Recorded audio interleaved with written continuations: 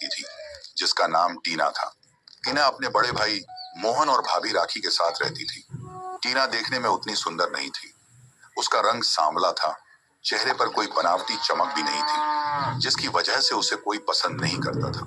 शादी के लिए रिश्ते भी आते थे तो उसे देखते ही मना कर देते थे। उसकी भाभी राखी भी उसे अपना नहीं मानती थी। वह उसे हमेशा बोझ समझकर ताना देती थी। अम्मा बाबूजी तो चले गए, लेकिन इस बोझ को हमारे सिर पे डालकर चले गए। ऊपर से इसकी शादी भी नहीं हो रही, कोई इसे पसंद ही नहीं करता। एक सुबह टीना, अरे टीना, कहाँ मर गई? जल्दी इधर आ। जी भाभी।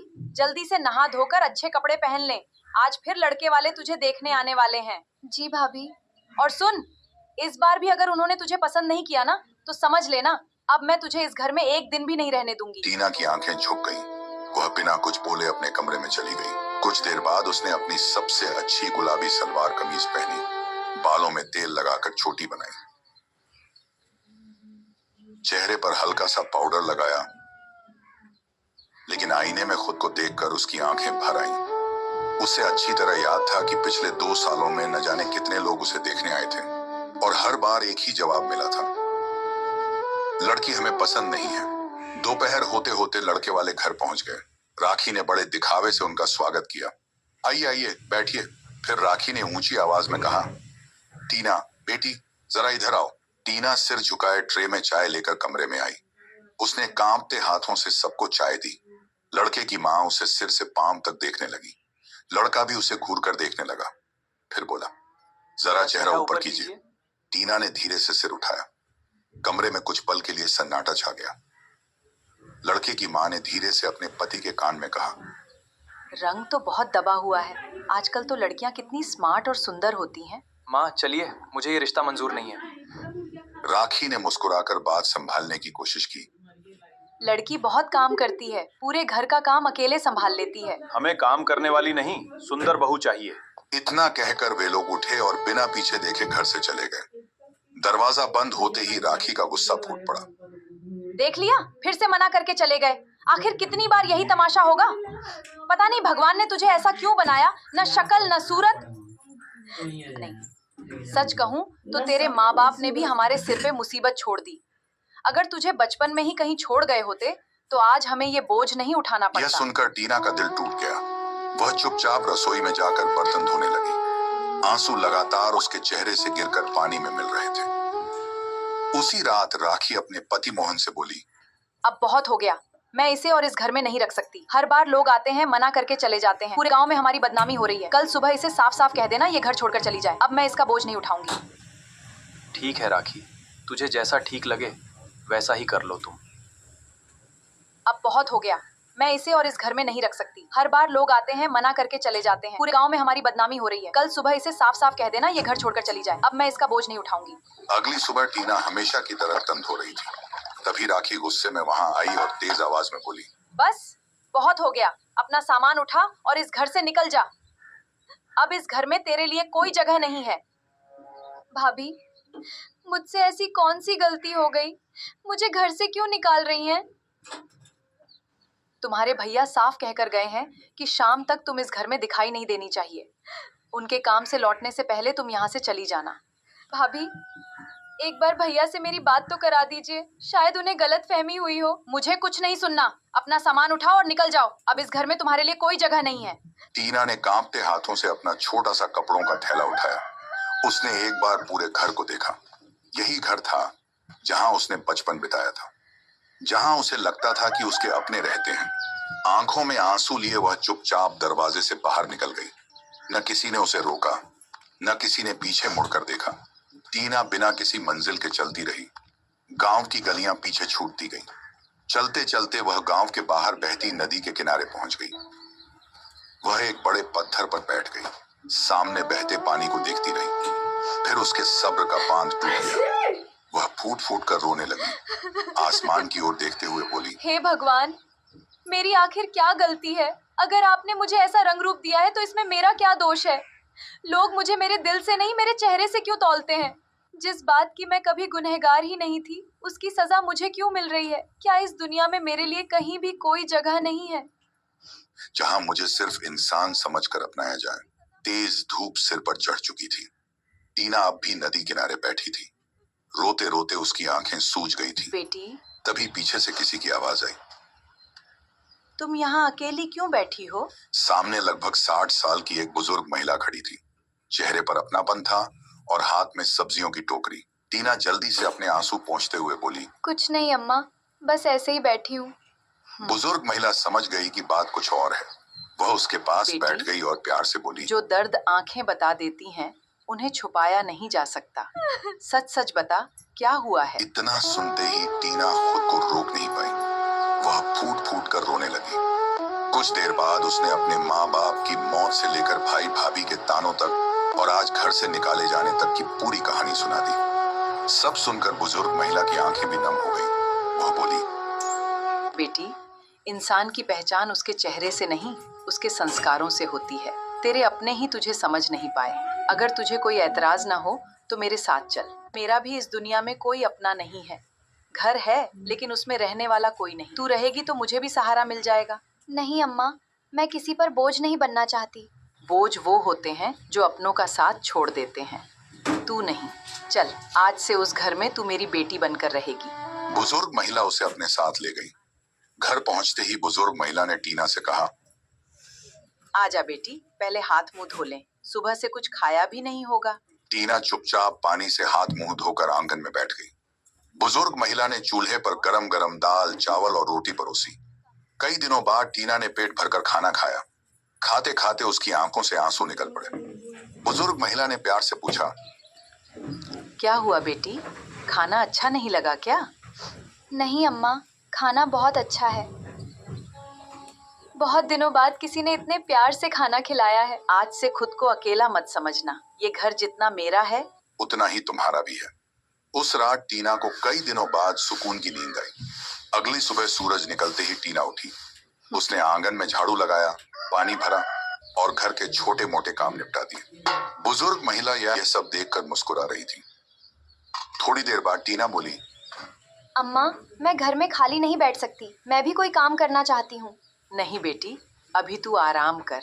इतनी तकलीफ झेली है, टीना ने विनम्रता से कहा। आराम तो बहुत कर लिया अम्मा, अब अपने पैरों पर खड़ा होना चाहती हूँ। किसी पर बोझ बनकर नहीं रहना चाहती। दोनों इसी बारे में बात कर ही रही थीं कि अचानक टीना की नजर घर के पीछे पड़ी। वहां का नजारा देखकर वह हैरान रह गई। बुजुर्ग महिला के छोटे से घर के पीछे थोड़ी सी जमीन थी। उस जमीन पर बनी बांस की मचान पर हरे हरे करेलों की बेलें इतनी फैल चुकी थीं कि छप्पर की छत तक ढक गई थी। मोटे मोटे ताजे करेले गुच्छों में लटक रहे थे। इतने करेले थे कि तोड़ने वाला कोई नहीं था। टीना ने हैरानी से पूछा, अम्मा, इतने सारे करेले? हाँ बेटी, हर साल बेल खूब फल देती है। मैं इतने करेले खा भी नहीं पाती। कुछ पड़ोसियों को बांट देती हूँ और बाकी ऐसे ही खराब हो जाते हैं। टीना कुछ देर सोचती रही, फिर उसके चेहरे पर हल्की सी मुस्कान आई। अम्मा, अगर आप कहें तो इन्हीं करेलों से कुछ नया बनाकर बेचते हैं। शायद भगवान ने हमारे लिए यही रास्ता रखा है। क्या बनाओगी बेटी? करेला बिरयानी। ऐसा स्वाद बनाऊंगी कि जो एक बार खाएगा बार बार खाने आएगा। अगर तुझे अपने हाथों पर भरोसा है तो मुझे भी तुझ पर पूरा भरोसा है। कल से हम दोनों मिलकर शुरुआत करेंगे। अगली सुबह टीना और अम्मा बहुत जल्दी उठ गईं। दोनों ने मिलकर ताजे करेले तोड़े। टीना ने बड़े ध्यान से करेलों को धोया, पतले पतले टुकड़ों में काटा और नमक लगाकर कुछ देर रखा ताकि उनकी कड़वाहट कम हो जाए। फिर उसने चूल्हे पर मसाले भुने, चावल पकाए और अपने हाथों से एक अलग तरह की करेला बिरयानी तैयार की। जब बिरयानी की खुशबू पूरे आंगन में फैली तो अम्मा भी हैरान रह गईं। उन्होंने एक और चखते ही कहा, अरे बेटी, मैंने तो कभी सोचा भी नहीं था कि करेले से इतनी स्वादिष्ट बिरयानी बन सकती है। टीना हल्का सा मुस्कुराई। उसने पुराने बर्तन साफ किए, बिरयानी को एक बड़े भगोने में भरा, अम्मा के साथ गांव के चौक की ओर चल पड़ी। शुरू में लोग नाम गर्मा सुनकर ही गर्म हंसने करेला लगे। बिरयानी। क्या करेले की भी बिरयानी होती है? ये लड़की कैसी अजीब चीज बेच रही है। करेला बिरयानी? अरे भाई, करेले की भी कोई बिरयानी होती है क्या? टीना ने किसी की बात का बुरा नहीं माना। उसने विनम्रता से कहा, एक बार चखकर देख लीजिए, पसंद ना आए तो पैसे मत दीजिएगा। एक बूढ़े किसान ने उत्सुकता में थोड़ी सी बिरयानी चखी। जैसे ही उसने पहला कौर खाया, उसकी आंखें फैल गईं। अरे वाह, ये तो कमाल का स्वाद है। करेले की कड़वाहट तो बिल्कुल महसूस ही नहीं हो रही। उस किसान ने तुरंत एक प्लेट और खरीद लिया। उसे खाते देख दूसरे लोग भी रुकने लगे। थोड़ी ही देर में टीना के भगोने के पास भीड़ लग गई। मेरे लिए भी देना। देखते ही देखते दोपहर तक सारी बिरयानी बिक गई। टीना ने जब कमाई गिनी, उसकी आंखों में खुशी के आंसू आ गए। उसने कभी एक दिन में इतने पैसे नहीं देखे थे। घर लौटते समय उसने सबसे पहले अम्मा के लिए दवा खरीदी, फिर घर का राशन और थोड़ी सी मिठाई भी ले ली। अम्मा ने मिठाई देखकर पूछा। टीना मुस्कुराकर बोली, आज हमने अपनी मेहनत की पहली कमाई की है। अम्मा की आंखें भर आईं। उन्होंने टीना को गले लगाते हुए कहा, जिसे लोग बोझ समझकर घर से निकाल देते हैं, वही लड़की आज अपने पैरों पर खड़ी हो रही है। भगवान तुझे बहुत खुश रखे बेटी। उस दिन के बाद टीना रोज करेले की बिरयानी बनाने लगी। धीरे धीरे उसकी बिरयानी पूरे गांव में मशहूर हो गई। लोग दूर दूर से सिर्फ टीना की करेला बिरयानी खाने आने लगे। अब उसकी जिंदगी में पहली बार उम्मीद की रोशनी दिखाई देने लगी थी। कुछ ही दिनों में टीना की करेला बिरयानी पूरे गांव में मशहूर हो गई। अब सुबह होते ही टीना और अम्मा दोनों मिलकर ताजे करेले तोड़ती। टीना बड़े प्यार से बिरयानी बनाती और दोनों गांव के चौक पर अपनी छोटी सी दुकान लगा देती। धीरे धीरे कमाई भी अच्छी होने लगी। एक दिन दोपहर के समय एक युवक बाइक से गांव पहुंचा। उसका नाम अर्जुन था। वह किसी काम से शहर से लौट रहा था। गांव के चौक पर अचानक उसकी नजर एक छोटी सी दुकान पर पड़ी, जहां बड़े अक्षरों में लिखा था, टीना की स्पेशल करेला बिरयानी। अर्जुन हैरानी से मुस्कुराया। अरे, करेला और बिरयानी? करेले की बिरयानी भी बनती है? ऐसा भी होता है क्या? जिज्ञासा में उसने अपनी बाइक रोकी और दुकान के पास चला आया। टीना मुस्कुराकर बोली, एक बार चक्कर देखिए, पसंद ना आए तो पैसे मत दीजिएगा। अर्जुन ने एक प्लेट मंगाई। पहला कौर खाते ही उसकी आंखें फैल गईं। ये तो सच में कमाल की बिरयानी है। मैंने आज तक ऐसी बिरयानी कभी नहीं खाई। उसने पूरी प्लेट खत्म कर दी। पैसे देते समय उसकी नजर पहली बार टीना पर गई। सांवला चेहरा, साधारण सलवार कमीज, बिना किसी बनावटीपन के मासूम मुस्कान और आंखों में सादगी। टीना दिखने में भले ही बहुत सुंदर नहीं थी, लेकिन उसके चेहरे पर मेहनत, ईमानदारी और आत्मसम्मान साफ दिखाई देता था। अर्जुन बिना कुछ कहे वहां से चला गया, लेकिन उस दिन के बाद वह लगभग रोज शहर से बाइक चलाकर गांव आने लगा। कभी बिरयानी खाने के बहाने, कभी अम्मा का हाल पूछने के बहाने। धीरे धीरे उसकी और टीना की बातें होने लगी। अर्जुन को टीना का स्वभाव बहुत पसंद आने लगा। उसे महसूस हुआ कि असली खूबसूरती चेहरे में नहीं, इंसान के दिल और व्यवहार में होती है। एक दिन दुकान बंद होने के बाद अर्जुन ने हिम्मत जुटाकर कहा, टीना, मुझे तुमसे एक बात कहनी है। जी कहिए। मैं तुम्हें दिल से पसंद करने लगा हूँ। अगर तुम्हें कोई आपत्ति ना हो तो मैं तुमसे शादी करना चाहता हूँ। यह सुनकर टीना एकदम चुप हो गई।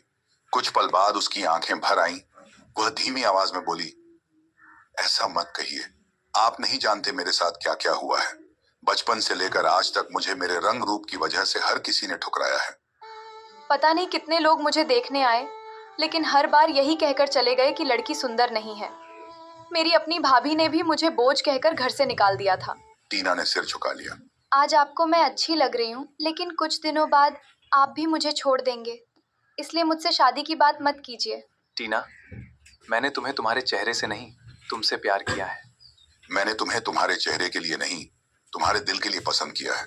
जिसने अपमान सहकर भी मेहनत चुनी, जो अम्मा का सम्मान करती है, जो सबका दिल जीत सकती है, उससे बेहतर जीवन साथी मुझे कहीं नहीं मिलेगा। फिर उसने मुस्कुराते हुए चेहरे कहा, की सुंदरता समय के साथ बदल जाती है, लेकिन अच्छे संस्कार और सच्चा दिल कभी बूढ़ा नहीं होता। टीना की आंखों से आंसू बहने लगे। इस बार ये आंसू दर्द के नहीं, अपनापन मिलने के थे।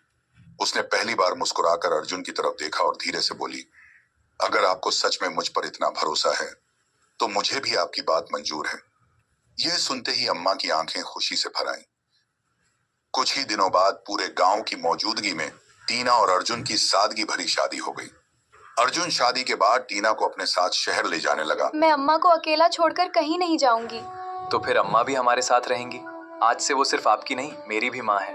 कुछ महीनों बाद अर्जुन ने गांव में ही टीना के नाम से एक बड़ा रेस्टोरेंट खुलवा दिया, जहां टीना की स्पेशल करेला बिरयानी सबसे मशहूर व्यंजन बन गई। वही लोग जो कभी टीना के रंग रूप का मजाक उड़ाते थे, आज उसकी मेहनत और सफलता की तारीफ करते नहीं थकते थे।